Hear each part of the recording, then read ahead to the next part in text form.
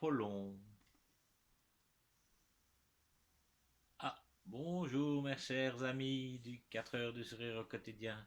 Je rêvassais à Zeus Apollon, non pas dans Magnum, mais dans la mythologie grecque, la mythologie romaine, comme il y avait tant d'aventures et d'histoires. Ah, c'est très agréable à lire en tout cas, et à connaître, car cela nous donne beaucoup d'indications sur notre passé. Ah, ah, ah. Allez, justement, qu'y a-t-il comme petite histoire aujourd'hui? Oh, ben, c'est l'histoire de Narcisse et Écho. Oh, oh. L'air et la terre avaient une fille, Écho. Cette charmante nymphe vivait dans les bois aux côtés de la déesse Artémis. Oh bah tiens, nous y sommes. Elle allait de rivière en torrent. Les arbres lui servaient de toit, la mousse et les jeunes pousses de lit. Elle ne connaissait ni tourment ni ennui. Un jour qu'elle habillait avec les autres nymphes, Écho fut accusée par la grande déesse Héra d'aimer son époux infidèle. C'était une injustice. Mais Héra, aveuglée par la colère, refusa d'écouter Écho, qui l'implorait. Tu veux donc avoir le dernier mot? Clama la déesse, folle de rage. Son châtiment ne tarda guère. Bientôt, la nymphe devint incapable de parler. Ni phrase, ni rire ne sortaient plus de sa bouche. Elle répétait seulement les derniers mots qu'elle entendait.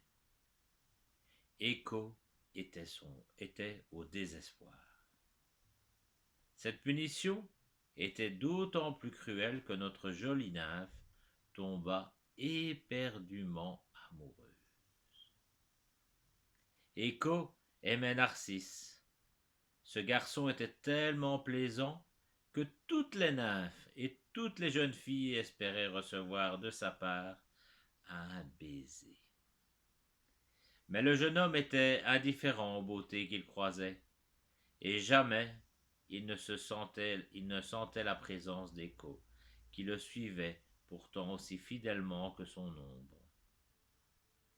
La nymphe l'observait sans pouvoir lui parler, avec l'espoir pourtant d'en être un jour aimé. Quelqu'un par ici.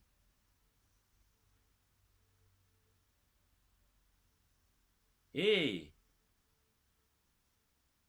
Hé! Écho lui répondait de sa jolie voix. Ici! Ici! Ici! Narcisse lui demanda alors de venir et Écho, le cœur battant, apparut au jeune homme.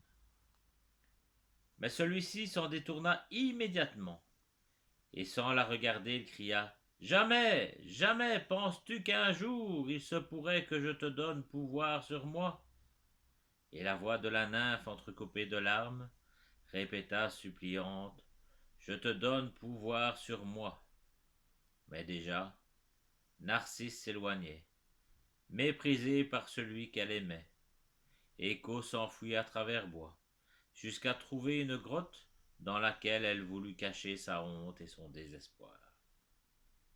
Émue par le chagrin sincère de la nymphe, la déesse Némésis se résolut à la venger. Narcisse se promenait comme à son habitude, lorsqu'il fut soudain pris d'une soif terrible. Il se laissa alors guider par Némésis jusqu'à une fontaine, et il s'y pencha pour prendre une gorgée d'eau. Lorsqu'il vit son propre reflet, Narcisse en tomba amoureux. Dès lors, il ne cessa plus de contempler son beau visage dans l'eau limpide. Il se désespérait de ne pouvoir ni toucher, ni aimer cette image, et il n'arrivait pas à s'en éloigner. Sa douleur était si grande qu'il appelait la mort, espérant ainsi se libérer d'un amour impossible. Hélas, gémissait-il, je comprends bien maintenant toute la peine que j'ai causée à ces jeunes filles. Le temps s'écoulait, et progressivement, les pieds de Narcisse se changeaient en racines, son corps en tige, et sans qu'il s'en aperçût, le jeune homme se transforma en une jolie fleur qui porte encore son nom.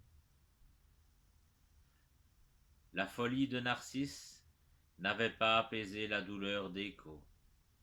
Elle continuait à veiller sur lui, et lorsque Narcisse dit adieu à son propre reflet, Écho répéta doucement, tristement, adieu.